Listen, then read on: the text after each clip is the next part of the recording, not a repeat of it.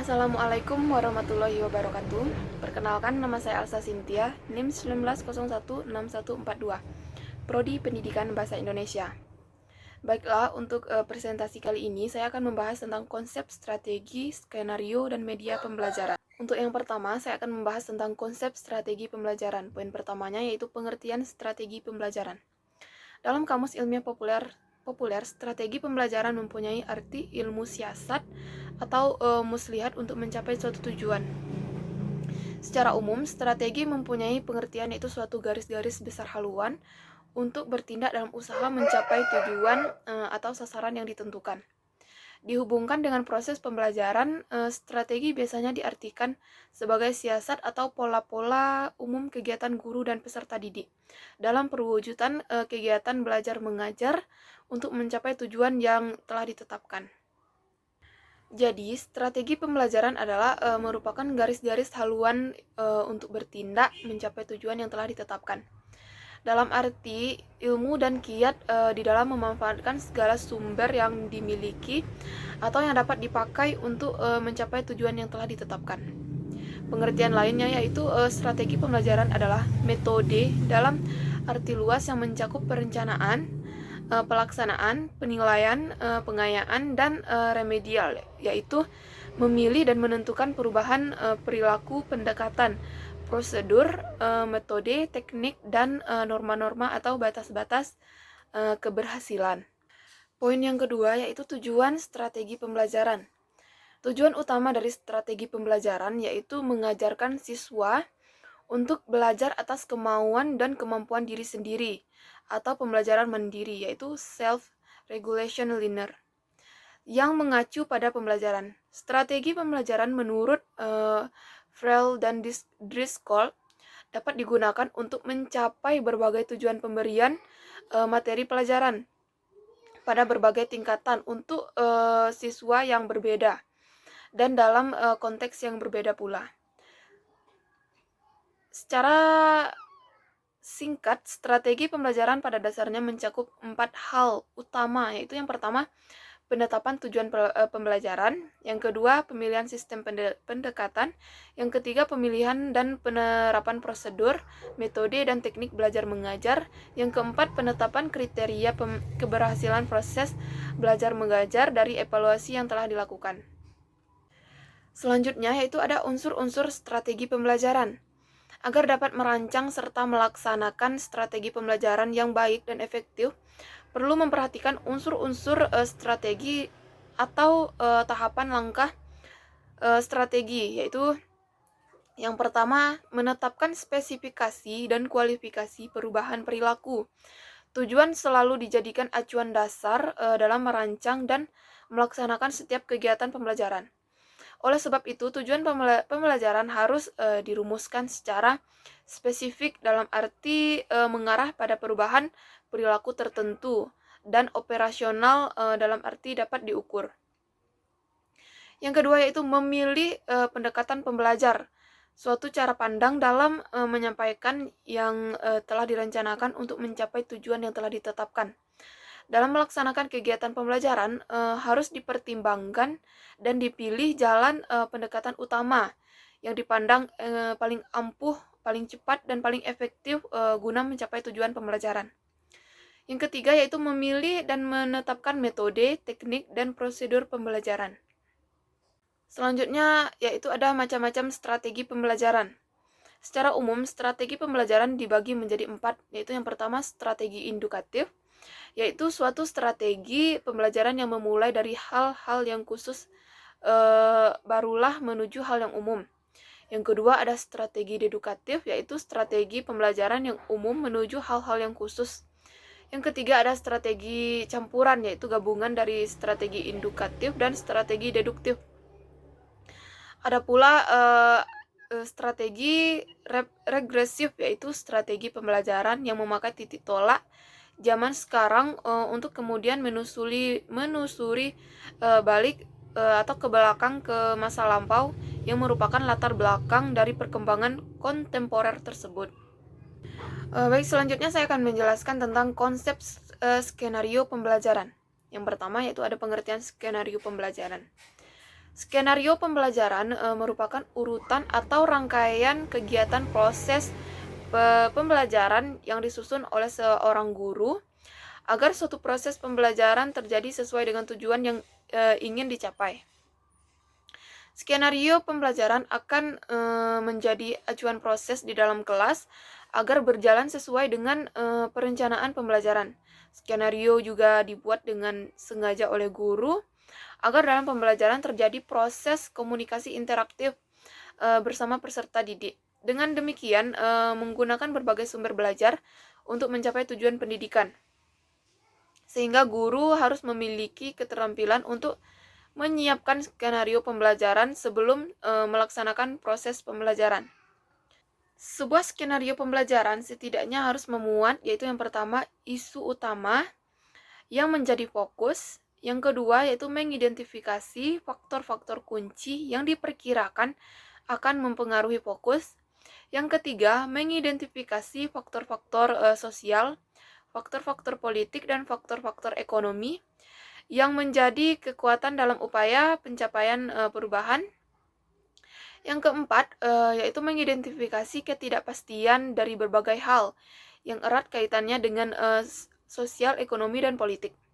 Yang kelima, menyusun logika skenario secara kualitatif untuk mendapatkan skenario dengan alternatif-alternatif yang logis. Yang keenam, yaitu dalam merumuskan skenario dapat memanfaatkan data sekunder dan kecenderungan yang sedang terjadi untuk memperkuat pendapat para ahli atau narasumber sebelumnya. Baiklah, untuk berikutnya yaitu penjelasan tentang konsep media pembelajaran. Yang pertama, pengertian media pembelajaran.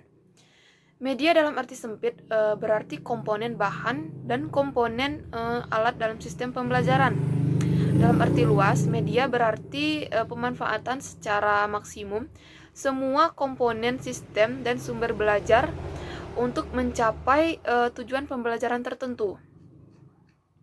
Sedangkan istilah pembelajaran atau pengajaran adalah upaya untuk membelajarkan pembelajar.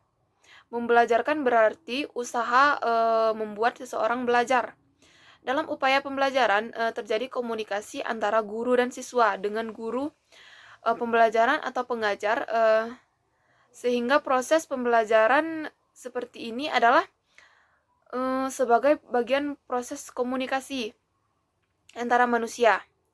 Meskipun dapat saja terjadi komunikasi langsung antara pembelajar dengan bahan pembelajaran, di sana ada peranan media pembelajaran. Jadi, pengertian dari media pembelajaran yaitu dapat dikemukakan sebagai sesuatu, bisa berupa alat, bahan, atau keadaan yang digunakan sebagai perantara komunikasi dalam kegiatan pembelajaran. Jadi, ada 3 konsep yang mendasari batasan media pembelajaran, yaitu konsep komunikasi, konsep sistem, dan konsep pembelajaran. Baik, selanjutnya yaitu ciri-ciri media pembelajaran. Yang pertama, memiliki pengertian fisik. Yang kedua, memiliki pengertian non-fisik. Yang ketiga, ditekankan pada visual dan audio. Yang keempat, sebagai alat bantu PBM di dalam dan di luar kelas.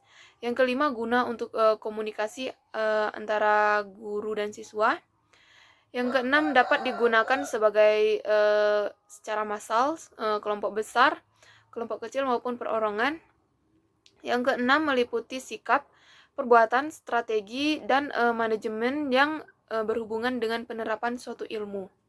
Selanjutnya yaitu ada fungsi media pembelajaran. Pertama ada fungsi atensi, yang kedua fungsi afektif, yang ketiga fungsi kognitif, dan yang keempat fungsi kompensatoris. Baiklah, untuk selanjutnya saya akan menjelaskan tentang strategi ekspositoris dan strategi penemuan.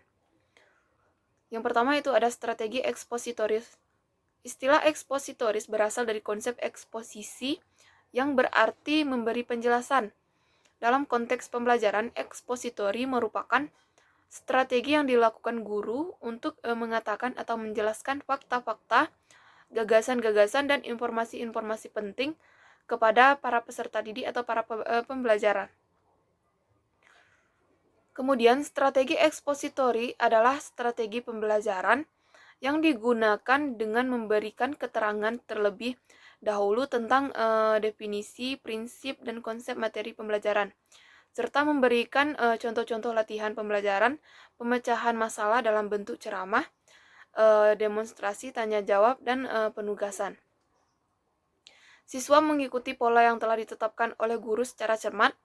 Penggunaan strategi ekspositori merupakan strategi pembelajaran mengarah kepada tersampaikannya isi pelajaran kepada siswa secara langsung. Strategi pembelajaran ekspositori merupakan bentuk dari pendekatan pembelajaran yang berorientasi kepada guru. Dikatakan demikian karena dalam strategi ini guru memegang peranan yang sangat dominan.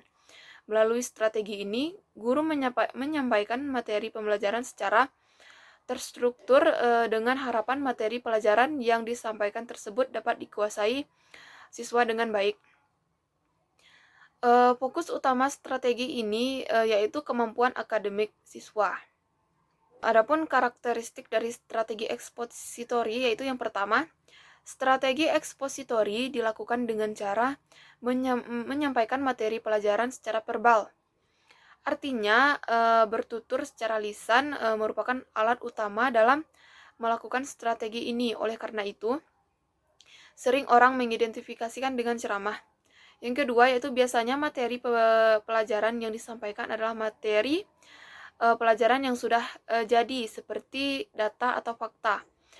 Konsep-konsep tertentu yang harus dihafal sehingga tidak menuntut siswa untuk berpikir ulang.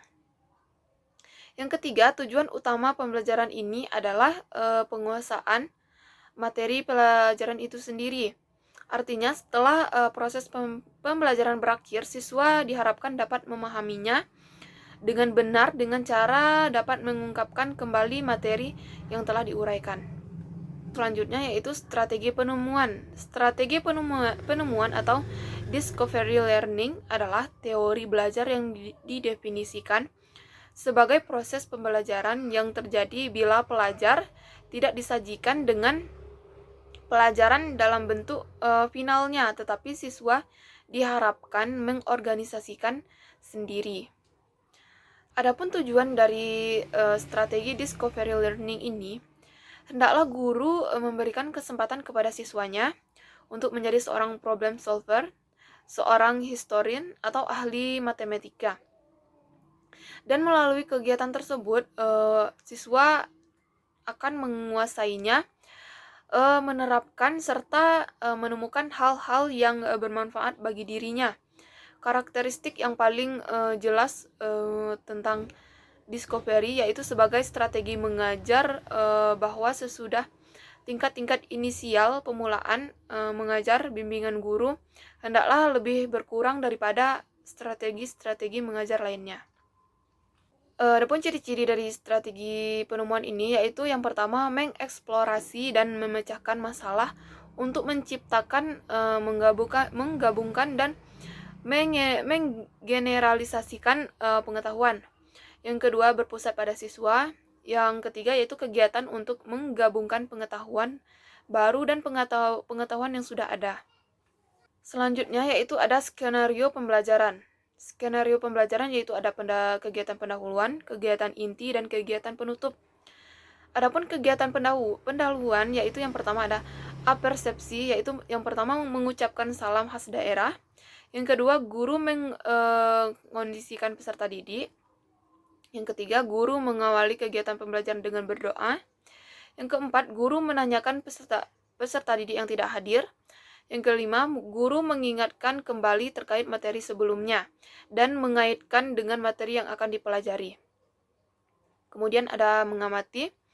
Peserta didik menyimak informasi guru mengenai kompetensi yang akan dicapai, garis besar cakupan materi dan kegiatan yang akan dilakukan, lingkup penilaian dan teknik penilaian yang akan digunakan, serta bertanya jawab tentang manfaatnya dalam kehidupan sehari-hari dengan santun. Adapun kegiatan intinya yaitu yang pertama mengumpulkan informasi. Adapun poin-poinnya yaitu peserta didik menonton video cerita, misalnya cerita fabel Sang Kerbau. Setelah itu peserta didik diminta untuk mengamati tokoh binatang yang terdapat dalam cerita. Kemudian menjodohkan dengan karakter yang sesuai pada lembar kegiatan membangun konteks. Kemudian peserta didik menonton video cerita fabel tentang sang kerbau tadi. Setelah itu peserta didik diminta untuk mengamati tokoh binatang yang terdapat dalam cerita. Kemudian menjodohkan dan dengan karakteristik yang sesuai. Kemudian dengan dipandu oleh guru, peserta didik menyimpulkan karakter yang sesuai dengan gambar binatang. Yang keempat, dengan dipandu oleh guru, peserta didik mencatat pengertian dan ciri-ciri cerita fabel. Kemudian yang kelima, peserta didik mengamati pemodelan cerita fabel. Terakhir, setelah itu peserta didik mendapatkan suatu penjelasan berisi langkah-langkah menemukan informasi cerita fabel diberikan oleh guru yang harus dipelajari dan dipahami dengan bekerja sama dengan kelompok. Selanjutnya yaitu dalam kegiatan inti ada mengasosiasi. Yang pertama, guru membagikan lembar kerja yang harus diamati dan dikerjakan oleh peserta didik dengan berdiskusi secara berkelompok dengan gotong royong dan penuh tanggung jawab. Kemudian guru memotivasi peserta didik dalam kelompok untuk dapat menentukan informasi cerita fabel dengan tepat dan percaya diri. Kemudian peserta didik mempresentasikan hasil diskusi yang berisi informasi cerita dengan penuh santun dan percaya diri. Adapun kegiatan penutup yaitu yang pertama peserta didik dan guru bersama-sama menyimpulkan informasi yang terdapat dalam cerita fabel. Yang kedua, peserta didik bersama-sama dengan guru melakukan refleksi kegiatan dan materi pembelajaran. Yang ketiga, peserta didik menyimak penjelasan guru tentang aktivitas tindak lanjut berupa memberikan arahan kegiatan berikutnya dan tugas pengayaan. Yang keempat, peserta didik bersamaan dengan guru berdoa mengakhiri pembelajaran. Yang terakhir, peserta didik melakukan salam sesuai budaya sekolah serta mengucapkan terima kasih kepada guru. Bahasan terakhir yaitu ada jenis-jenis media pembelajaran bahasa Indonesia. Media pembelajaran bahasa Indonesia dibedakan atas media pandang atau media visual, yang kedua media dengar atau audio, yang ketiga media pandang dengar atau audio visual, yang keempat media cetak, yang kelima objek fisik nyata, dan yang keenam media komputer. Yang pertama yaitu ada media pandang atau visual. Adapun bagian-bagiannya yaitu ada gambar buram dan gambar tembus pandang. Gambar buram terbagi lagi beberapa bagian, yaitu yang pertama sketsa, kartun, lukisan dinding, potongan gambar, chart, grafik, dan peta. Adapun gambar tembus pandang yaitu bagian-bagiannya itu ada slide, gambar bergerak. Yang kedua itu ada media dengar. Adapun bagian-bagiannya yaitu ada radio dan kaset. Yang kedua yaitu ada media pandang dengar yaitu audio visual. Bagian-bagiannya yaitu ada televisi dan video. Kemudian ada media cetak, bagian-bagiannya yaitu ada buku-buku, kamus, dan ensiklopedi. Kemudian ada koran dan majalah. Baiklah, sekian presentasi dari saya mengenai konsep strategi, skenario, dan media pembelajaran. Jika ada kesalahan saya mohon maaf. Wassalamualaikum warahmatullahi wabarakatuh. Terima kasih.